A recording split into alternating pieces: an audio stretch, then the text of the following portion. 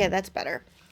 Anyway, so first off, I would love to thank the episode 2 writers for getting Mariah Carey's emotion stuck in my head. I really do appreciate that. So, Percy and Annabeth do what they do best, which is scheme. They try to figure out how to get a message to Chiron that, to figure out what the hell, dude, what do we do? How do we get this quest to get Grover and the Golden Fleece? And it's going swimmingly. And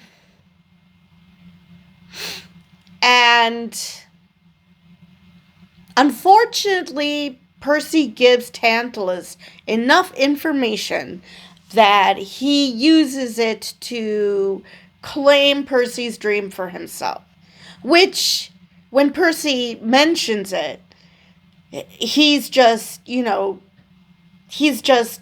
ignored by the other campers, which, I'm sorry, were you not here for the first season? People know that he has premonition dreams. This is not something that should be news to anybody. Tantalus, yes, because he's new. Hell, Tyson, I would give that to him. But, except for the fact that he's been living with Percy. But the rest of the campers, well, most of them anyway, should be aware. But anyway, so Chiron tells her, which I found out is just drama for drama's sake and not actually in the books, to not allow Percy to go on this quest because Kronos would be expecting that. Okay, fair, but Kronos, what's the word? He framed Percy or at least attempted to frame Percy in the first season. That didn't work out too well for him because amongst the three, they are really good at taking Kronos down. So,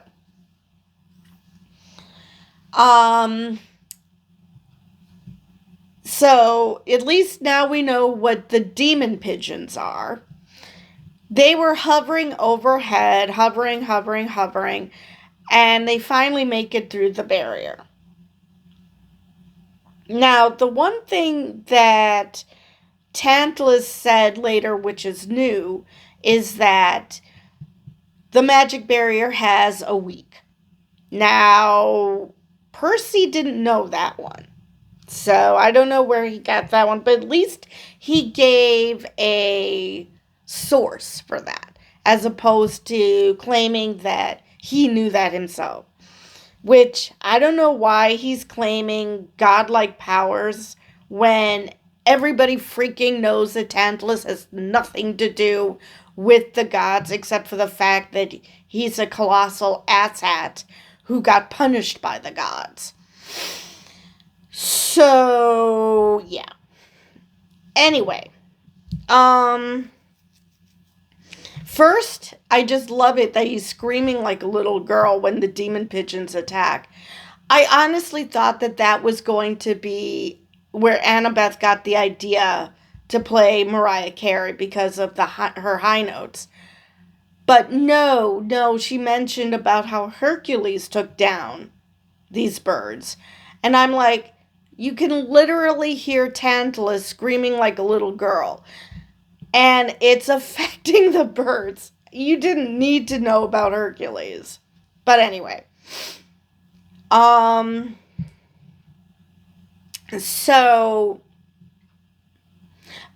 we finally I was wondering, I didn't expect to see Grover in his wedding dress until the end of the season.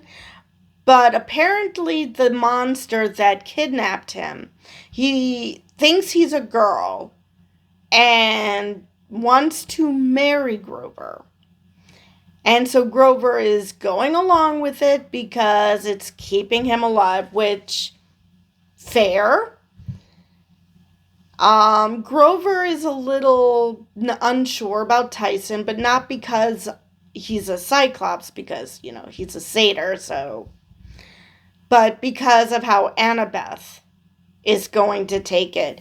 And at this point, Percy is super pissed at her because Chiron told her that Percy cannot know that he's not supposed to know about him not going on the quest. So what does the genius do? She whispers in Clarice's ear, which I'm just bummed that Tyson wasn't there, because he obviously heard when she told Bronte to take out the Poseidon chariot. Weird that he used Annabeth's voice, though. That's just creepy. But that he wasn't around to hear what Annabeth whispered to Clarice. But I guess the point is to get Annabeth to cop to it. And, because Clarice was actually going to pick Percy. It's not Clarice who didn't want to pick Percy. It's Annabeth.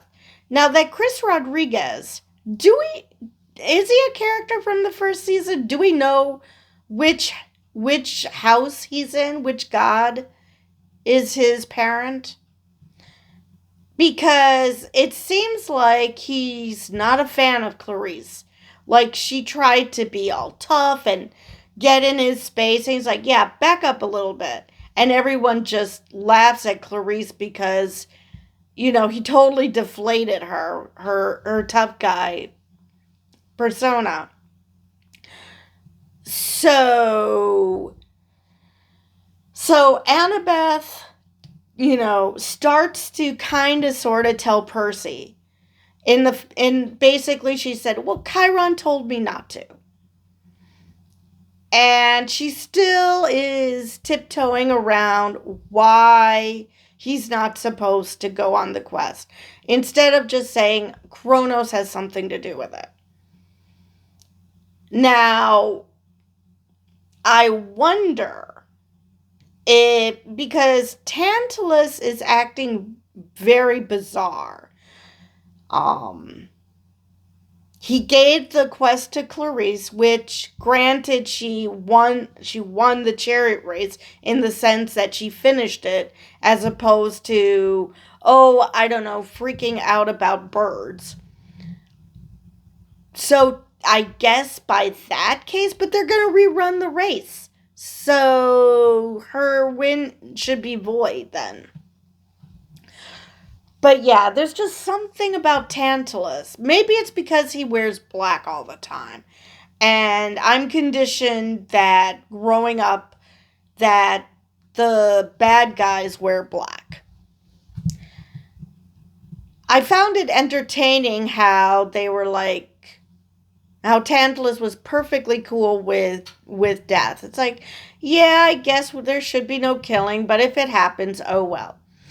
I mean, it's like they took every version of why he was punished by the gods and put it all in this episode. He wanted the gods to eat his son. That proves that he doesn't give a crap about kids dying. He stole ambrosia or stole secrets from the gods. He mentions when he's trying to kill Annabeth and Percy, which, why Annabeth? Because he literally said that the questers can leave camp, so what's the deal? So that takes care of that. It's like, I know from personal experience that you should not go against the gods. And now we know how long he's been punished. It's been 3,000 years. So yeah, they pretty much took care of all the variations of his punishment, or reasons for his punishment. Now, all right, so Annabeth wanted to talk to Percy. She goes to see Percy. Percy had left. Now, I don't know if he thought he was being sneaky, but dude, Tyson mentioned how good his hearing is. What makes you think you could sneak out on him? And that guy who, I don't know, is Tantalus's right hand, I guess? I don't know who he is. But what was with him hiding behind a tree in front of their cabin? I mean, considering Percy just waltzed out, or was he the one who told Tantalus that, oh, by the way, Percy's trying to leave camp? Maybe that was it. So Percy actually wasn't going to leave camp immediately. He wanted to first talk to his father. And his father sends him Hermes. And, oh, I mean, you felt for Hermes in this moment because, Percy's like, why are you trying to protect Luke? Because he's my son. And, that's the most genuine, and like I said, I think in season 1, Hermes, when it comes to parenting, is probably the least messed up. He genuinely cares about his kid. I'm not saying that Poseidon doesn't, because, he literally saved Percy last season from Zeus. So, I'm not going, and when it looked like Tyson was going to get killed, Poseidon's like, oh, by the way, Tyson's mine. So, obviously he cares. I'm not saying he doesn't care. But when it comes to emotional availability, it's Hermes. Which makes it ironic that his son is working for the Titans and hates his father. Because his father was the one who actually gave more than 2 shits. I mean, it sounds like it took him a while to catch on to that, but still.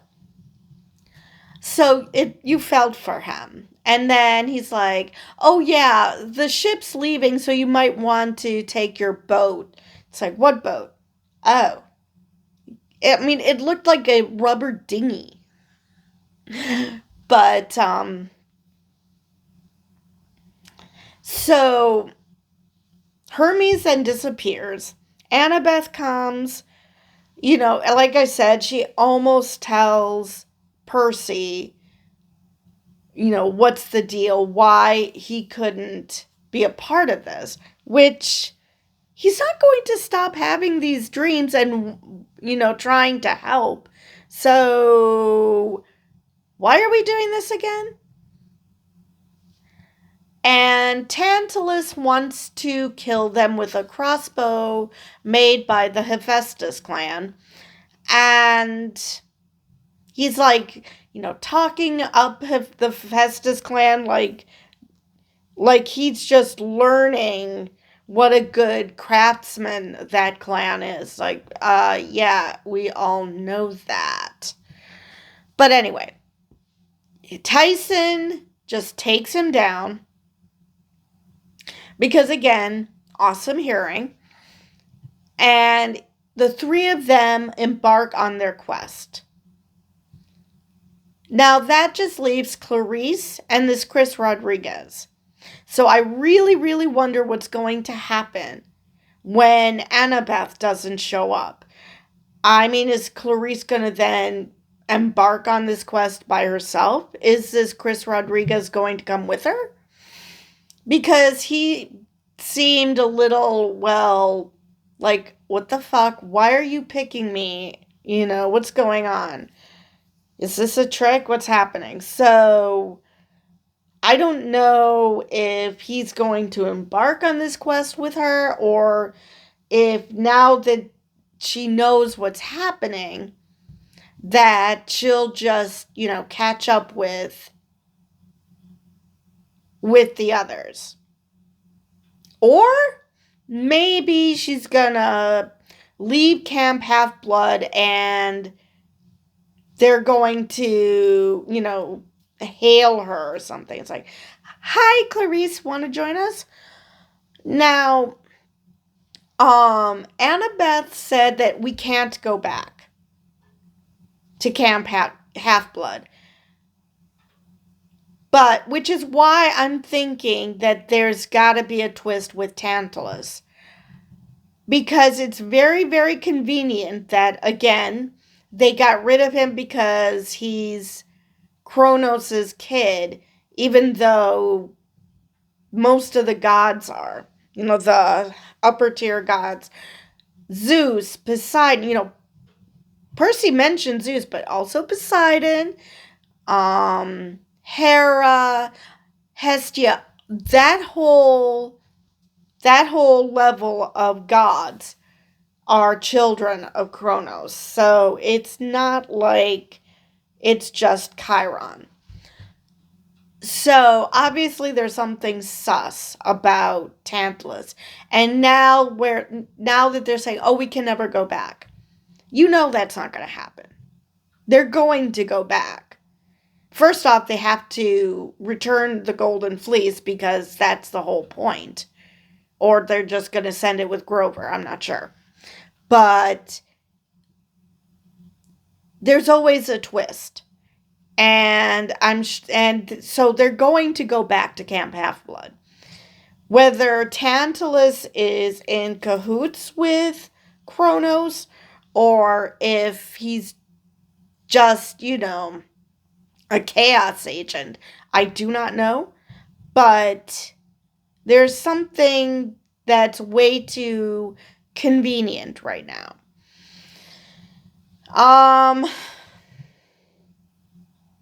Like, him saying that, oh, the barrier has a week and after that you have to run for your lives. As if that he couldn't care any less about that. About the fact that the kids are going to have to run for their lives. So, I mean, Dionysus was like, what? I'm surprised you didn't say anything about no killing. So, Dionysus doesn't exactly want to see death. For some reason, though, he isn't stopping him. Which is bizarre, but okay. Since he's supposed to be the camp director, and Tantalus is only supposed to be the activities director. So, very bizarre. But then again, like I said before, what the hell is Dionysus doing as camp director? I could see him being activities director, actually. But not the camp director. Let's see, what else did I want to mention about this episode?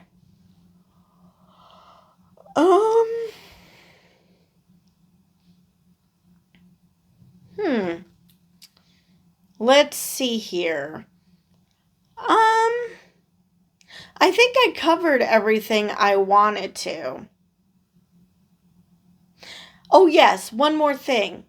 Since Clarice and Rodriguez are on their own, and Tantalus has no understanding of how coordinates work, how are they going to get to the Sea of Monsters? So, in a way, Annabeth is saving Clarice and this Chris Rodriguez, especially this Chris Rodriguez, because Clarice has shown that she can handle herself. Like I said, I have no idea which god this guy is supposed to be the son of. So I have no idea if he's like a member of Hephaestus's clan, which they aren't they aren't warriors in any way, shape, or form. So, I mean, they're clever. They know how to build stuff, but they're not warriors. So, he really isn't cut out for this quest.